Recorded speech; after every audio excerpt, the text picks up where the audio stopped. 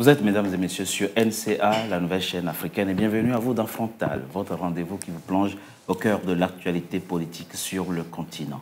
5 novembre 2024, la 60e élection présidentielle américaine voit élu l'ancien président américain Donald Trump. Son mandat débutera le 20 janvier 2025 et s'achèvera le 20 janvier 2029. Mais quelle peut être pour l'Afrique la portée de l'élection du 47e président des États-Unis d'Amérique? 3 brillants intellectuels africains avec moi pour en parler. Professeur Pierre Dagbo Godé, vous êtes professeur des universités, vous enseignez le droit et les sciences politiques à l'université de Cocody à Abidjan. Vous êtes un diplômé de la prestigieuse université américaine. Vous êtes par ailleurs avocat au barreau de Côte d'Ivoire, auteur de plusieurs livres, dont La diplomatie africaine, théorie et pratique, publié aux éditions L'Harmattan. Un deuxième livre, sa version française, va paraître en décembre prochain. L'Afrique dans les relations internationales mondialisées. La version française donc paraîtra en décembre prochain, publié chez Gallimard. En tout cas, merci professeur d'avoir accepté notre invitation pour décrypter la portée possible de l'élection de Donald Trump pour l'Afrique. Patrick Mbeko, vous êtes géopolitologue, écrivain vous aussi, auteur de plusieurs livres dont, entre autres, Le Canada dans les guerres en Afrique, Le Canada et le pouvoir Tutsi au Rwanda, Stratégie du chaos, Guerre secrète en Afrique centrale et votre tout dernier livre a pour titre Malheur aux vaincus, publié aux éditions Dubois-Riss, et c'est cette année que c'est paru. Merci Patrick Mbeko d'avoir accepté notre invitation. Au plaisir. Claude Wilfried Ekanga, vous êtes politologue.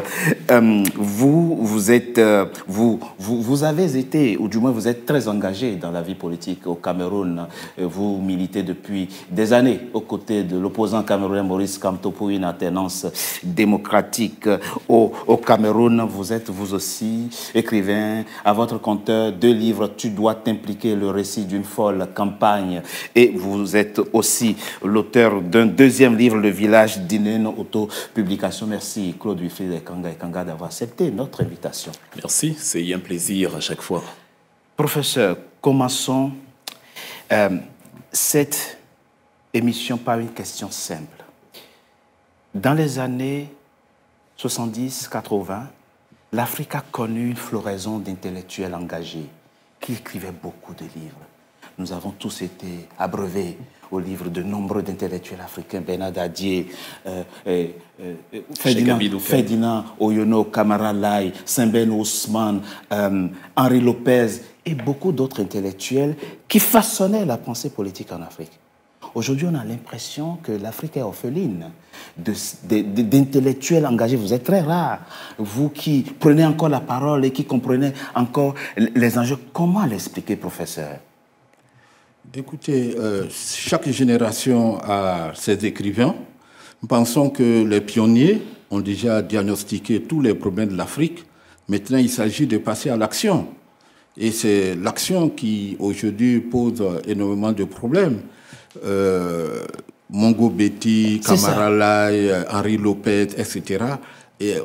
écrivaient une histoire de l'Afrique dans la modernité, l'Afrique post-coloniale. Mais aujourd'hui, nous sommes dans une société mondialisée où l'Afrique a son rôle à jouer. Et ce rôle est d'abord l'affaire du leadership africain. Et quand on regarde, il y a eu beaucoup d'avancées. Il y a quand même eu beaucoup d'avancées. L'apartheid est tombé en Afrique du Sud. Aujourd'hui, l'Éthiopie, le Kenya, le Nigeria, ce sont des pays qui ont des croissances économiques qui avoisinent les 6%. Absolument. En Afrique du Nord, le Maroc, qui s'en sort très bien, l'Égypte, etc. Il y a des puissances africaines qui émergent, mais en même temps, il y a aussi d'autres pays qui sont encore englués dans les problèmes de consolidation de l'État. Je pense à la Guinée, voilà, je pense au Burkina Faso, au Mali, pour parler des pays de l'Afrique de l'Ouest francophone. En Afrique centrale, on a encore le dinosaure qui a du mal à se consolider. Je parle de la RDC. Nous pensons qu'il y a eu du chemin parcouru, mais en même temps, il y a beaucoup de choses encore à faire et je pense qu'on aura l'occasion d'en parler. Absolument, on aura l'occasion d'en parler. Patrick Mbeko, c'est toujours un honneur, une fierté de recevoir des Africains qui prennent encore la parole et qui écrivent des livres qui sensibilisent le reste du continent. Le professeur l'a dit, il reste beaucoup de choses à faire, mais on sent à notre époque que le débat public semble être pris en otage par des activistes, des journalistes instrumentalisés qui essayent de façonner une jeunesse perdue. Comment vous arrivez? Quel est le regard justement que vous portez sur cette réalité, sur ce phénomène-là qui appauvrit intellectuellement le continent d'une certaine manière? C'est vrai, vous avez totalement raison et je suis d'accord avec le professeur. Il y a, de mon point de vue, une forme de sécheresse intellectuelle dans la pensée stratégique sur le continent, au regard des enjeux auxquels nous sommes confrontés, parce que les enjeux sont énormes. Et quand on voit, j'ai l'habitude de dire aux gens, même dans mes conférences, on produit davantage de pensée stratégique sur l'Afrique à l'extérieur du continent que sur le continent. Ce qui pose problème. Alors, vous avez parlé du rôle des activistes. Les activistes ont leur raison d'être. Ils doivent être là. Le problème qui se pose, il ne faut pas non plus opposer les activistes à des universitaires. Certains sont universitaires, justement. Oui. Le problème qui se pose aujourd'hui est qu'il y a une forme d'intelligentsia aussi qui ne joue pas son rôle. Il y a une certaine intelligentsia africaine qui ne joue pas son rôle. Et celle qui essaie de jouer son rôle est parfois dans ce que je dirais le mimétisme. Et on reproche aux intellectuels africains de ne pas aborder les questions du continent avec une certaine rigueur et de manière détachée des pensées qui sont extra-africaine. Et ça, c'est un reproche qui est fait à juste titre aussi. D'où la nécessité d'écrire le travail que nous faisons. Je pense qu'il y a des gens qui écrivent, mais est-ce que nos médias aussi s'intéressent à ces gens-là? Est-ce qu'on les met en avant? C'est vrai. Et ça, c'est un autre problème aussi, parce que je pense qu'aujourd'hui, on est dans l'ère de la pensée fast-food. On produit vite, on fait du bruit, et puis c'est fini, on passe. Mais la profondeur de la réflexion stratégique, elle fait défaut sur le continent africain, et la responsabilité, elle est d'abord celle de l'intelligentsia, mais aussi des gouvernants, parce que nous n'investissons pas beaucoup dans la recherche. C'est très important de le dire. Quand moi, je regarde ce qui se passe à l'étranger, quand vous faites de la recherche sur des questions internationales, vous êtes frappé par la documentation qui existe sur l'Afrique, en dehors de l'Afrique, en Occident, qu'en Afrique même. Pourquoi? Parce qu'on n'investit pas, parce qu'on estime peut-être que ce n'est pas important. Et la conséquence est que nous ne sommes pas capables d'anticiper face à des enjeux qui nous concernent dans un monde, globalisé qui est en perpétuel mouvement. Et donc, je crois aujourd'hui que si je dois conclure à ce niveau-là, il y a une responsabilité qui est partagée. Je crois que les pouvoirs publics doivent accorder une importance essentielle à la science, à la recherche scientifique. Et nos universitaires doivent aussi s'impliquer de manière sérieuse dans le débat et non être soit la courroie de transmission des réflexions qui viennent de l'étranger ou des pouvoirs en place qui ne sont pas nécessairement intéressés à l'avancée de la science. Beaucoup le font. Le professeur en fait partie. Je l'ai dit, il est l'auteur de l'Afrique dans les relations internationales mondialisées. C'est très important. Et ce livre, et nous attendons sa parution en décembre. Vous y développez sans doute des idées novatrices et éclairantes pour nous les Africains. Tu dois t'impliquer. Le récit d'une folle campagne, je l'ai dit, tout comme d'ailleurs le professeur qui est un responsable politique ivoirien. Vous aussi, vous êtes un engagé politique au Cameroun. Quel est le regard que vous avez justement sur cette sécheresse intellectuelle qu'évoquait Patrick Mbeko? Donc, en fait, c'est simple. Nous sommes au XXIe siècle et il y a des pensées qui ont été élaborées et qui sont atemporelles, comme celle de Frantz Fanon qui dit qu'il est du devoir de chaque génération de découvrir le devoir qui est le sien, la mission qui est la sienne, et maintenant de choisir entre la réalisation de cette mission ou alors le renoncement. Je paraphrase dans l'optique d'une meilleure pédagogie. Donc, concrètement, cela veut dire que quand on regarde dans un passé récent, tout ou presque a déjà été écrit sur l'Afrique par les Africains, de manière à ce qu'on pourrait poser la question, est-ce que la problématique est sur la production de la pensée elle-même ou sur l'application de la pensée qui a été produite précédemment et qui peut-être n'a pas été concrétisée? Vous avez mentionné beaucoup d'auteurs et je suis d'accord avec vous. Je me réfère d'ailleurs aux deux brillants penseurs qui sont avec moi ici. Il y a ce livre qui va paraître aux éditions Gallimard dans quelques semaines, L'Afrique dans les relations internationales mondialisées. Ça veut dire qu'il n'y a pas tant que ça de sécheresse intellectuelle. Les 3 livres qui sont sur la table sont plus ou moins contemporains, mais quand bien même ces livres-là n'existeraient pas, on peut déjà regarder qu'est-ce qui a été écrit avant et est-ce que cela a été implémenté. Est-ce que le problème vient du fait qu'on n'écrit pas à nouveau ou ce qui a été écrit n'est pas appliqué? Je prends l'exemple sur le plan anthropologique. Vous avez les écrits du professeur Obenga sur l'origine commune des populations africaines qui remontent à l'Égypte antique. Sur le plan de la monnaie, vous avez au Cameroun M. Tchinjan Pouemi qui écrit Servitude et liberté. Vous avez Cheikh Hamid Oukan en Afrique de l'Ouest qui parle de l'aventure ambiguë, la dualité entre la pensée occidentale et la nôtre. Et maintenant, peut-être que le 21e siècle demande des générations d'aujourd'hui d'appliquer déjà ces réformes-là. Sur le plan monétaire, par exemple, chez nous en Afrique centrale, nous sommes encore sous le carcan monétaire extérieur, alors qu'une pensée a déjà été produite à cet effet. Donc, au-delà même de la littérature, il faut qu'on se dise que l'intellectuel n'est pas seulement celui qui produit de la littérature intellectuelle. L'intellectuel, c'est aussi celui qui, par ses réalisations concrètes, par son pragmatisme sociopolitique, applique pour l'amélioration de la société des éléments qui ont déjà été pensés antérieurement. Revenons donc à l'élection de Donald Trump, professeur.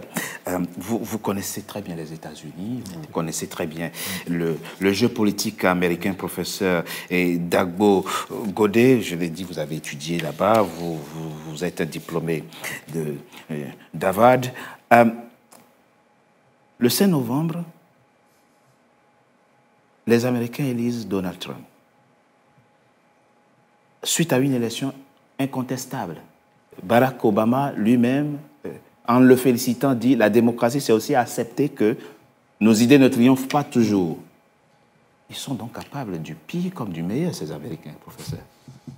Oui, mais écoutez, vous savez, l'Amérique, c'est une grande université, c'est une université à ciel ouvert. Voilà, donc il ne faut pas être surpris. Je pense que il y a beaucoup de problèmes en ce moment aux États-Unis, l'inflation, le chômage, etc. À un moment donné, et c'est ce qui a été à l'avantage de Donald Trump. C'est ça. Pour lui, America First. America First. Voilà, il faut revenir aux fondamentaux de la politique, il faut s'occuper des populations, il faut revoir les infrastructures vieillissantes, etc. Alors que Kamala Harris, non seulement elle arrive en retard dans la campagne, c'est ça. Voilà, elle arrive vraiment en retard, pas Joe Biden. Est resté quand même trop longtemps. Elle est comme le remplaçant de la vedette de l'équipe, vous comprenez. Donc elle arrive en retard et ça, il fallait franchement faire du maraboutage pour qu'elle gagne. Elle ne pouvait pas. Elle était trop en retard. Vous étiez certain de oui, qu'elle allait perdre. Donald Trump. Oui, parce que Donald Trump, vous prenez même dans la communauté black. Oui. Dans la communauté blanche, tout le monde voulait de Donald Trump. Malgré le chantage de Obama qui disait aux Noirs, c'est une trahison si vous ne votez pas républicain. Mais parce que les gens sont confrontés à des problèmes réels. Oui. L'Amérique, tout le monde veut travailler. Everybody needs a job. Tout le monde veut travailler, faire le boulot. Vous comprenez? Donc, je pense que non, Trump, c'est d'ailleurs une leçon pour nos États africains. Il faut d'abord que la politique soit l'affaire des populations locales. C'est ça. Avant de se lancer dans les aventures internationales.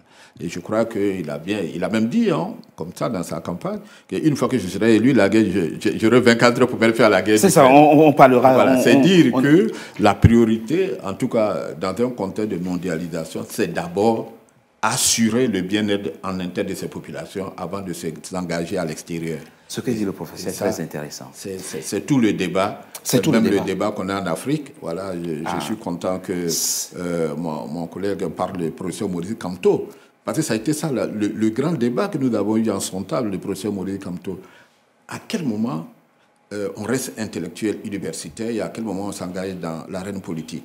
Moi, j'ai fait le choix parce que j'ai été pendant longtemps conseiller des princes. Vous comprenez? Vous leur faites toutes les propositions, vous décrivez tous les rapports, etc., mais ils ne les appliquent pas. À partir de ce moment-là, à un moment, on vous dit, écoutez, si je ne peux pas les faire, vaut mieux que je me jette à l'eau, au moins je pourrais faire passer mes idées.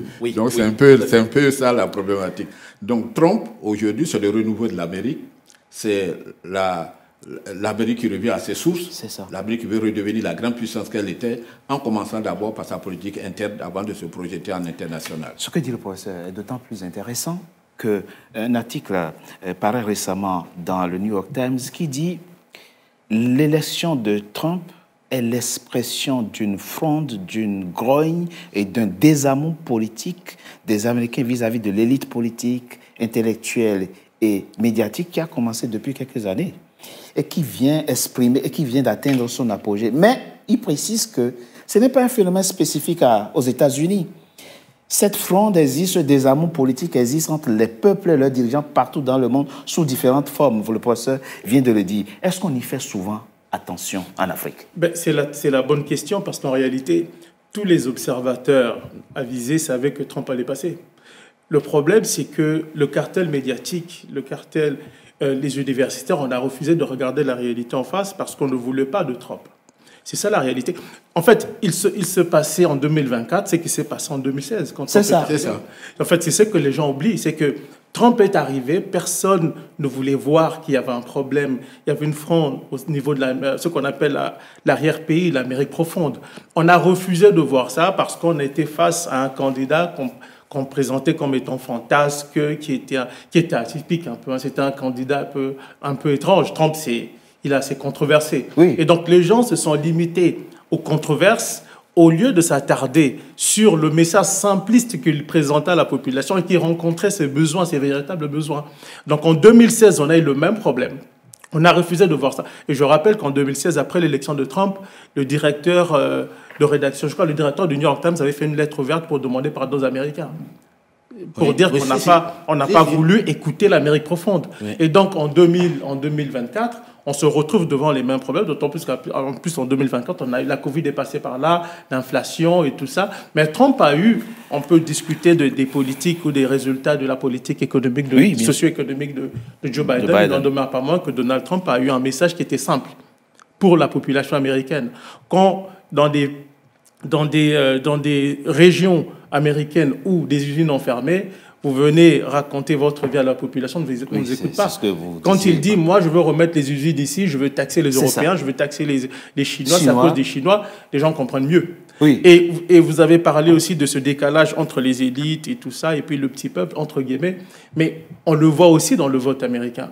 Qui ont voté pour Trump et qui ont voté pour Kamala Harris, qui ont voté pour le parti démocrate. C'est les gens de ce qu'on appelle la classe supérieure, entre guillemets, face au petit peuple, ce qu'on disait les Américains, des zones rurales et tout ça. Et en fait, cette fracture-là, elle est réelle. Maintenant, je pense que nous sommes arrivés à un moment de l'histoire où il faut maintenant que les universitaires, ou ce qu'on appelle élites, puissent écouter ce que dit la base. La base, c'est la population, donc le peuple profond, dans l'Amérique profonde. C'est très important. Et ce que vous venez de dire, Claude Wilfrid Ekanga, avant de parler de l'impact de son élection, parlons de l'état d'esprit de l'homme. Vous l'avez dit, il dit, je veux un repositionnement géopolitique, je veux protéger l'industrie américaine, je veux protéger les emplois américains, je veux une sécurité économique et je veux lutter contre l'immigration. On voit un dirigeant qui est soucieux du bien-être de ses compatriotes, qui se fixe des objectifs avec comme but satisfaire ses compatriotes. Dans la symbolique, qu'est-ce que ça nous dit comme état d'esprit au regard de certains de nos dirigeants sur le continent? Bon, déjà, à l'intérieur de la société américaine, ça nous renvoie à la question qu'on a posée en première partie de l'émission. Qu'est-ce qu'un intellectuel? C'est ça. La population américaine a montré qu'en termes d'intellectualisme, elle est plus armée, plus aguerrie que les élites de Harvard et du MIT. Parce que la population américaine a su là où se trouvent ses véritables intérêts. L'establishment est venu auprès des populations les moins favorisées avec un discours sur le wokisme, le féminisme et beaucoup de trivialités qui ne remplissent pas le panier de la ménagère. Pendant que Donald Trump leur dit « Je suis au courant de ce qui vous tracasse au quotidien. Je suis au courant de ce qui vous prive de sommeil. C'est la concurrence déloyale, notamment avec nos soi-disant partenaires européens. Les droits de douane étant à mes yeux et à vos yeux aussi relativement bas, je vous propose une augmentation des taxes douanières pour que, par exemple, un pays comme l'Allemagne, sur ses véhicules, n'ait plus d'excédent commercial sur notre sol et que les produits américains soient consommés prioritairement. » Outre le positionnement géopolitique qui était surtout une idée de Joe Biden, Donald Trump, lui, il est plutôt dans le renoncement à l'interventionnisme compulsif. C'est ça. Les États-Unis ne doivent plus être le gendarme du monde, il n'en veut pas. America First, tous ceux qui ont placé leur paradigme environnemental en premier lieu ont toujours brillé à travers l'histoire. Même Marcus Garvey, dans un contexte panafricain, disait Africa First. Poutine, par exemple, défend la Russie en premier et Donald Trump arrive et il dit America First. Aucun Africain normalement constitué n'aurait un problème avec le America First, et c'est pour ça qu'auprès des Latinos, auprès des hommes noirs, auprès des Arabo-Américains, à la surprise soi-disant générale, mais moi comme vous, monsieur, je n'étais pas surpris du tout. Je l'ai d'ailleurs écrit sur ma plateforme il y a environ 4 mois dans les réseaux sociaux où j'ai dit la probabilité que Trump perde est inexistante. C'est-à-dire parce que la lecture des événements nous montrait qu'il est dans l'état d'esprit que partage la population. La population, la majorité. Ça nous intéresse, nous d'abord, et non l'idéologie de notre proximité nos avec intérêts, les Européens. Bien sûr, c'est très important. Et cet aspect, nous avons insisté là-dessus tout à l'heure, évoquant justement l'Afrique, la diplomatie africaine. Vous avez écrit un livre là-dessus, et celui que vous avez écrit sur les relations internationales, tout comme l'impact géopolitique de son élection pour l'Afrique. Nous marquons une coup de pause, on se retrouve dans quelques instants pour la suite de notre émission. Tout de suite.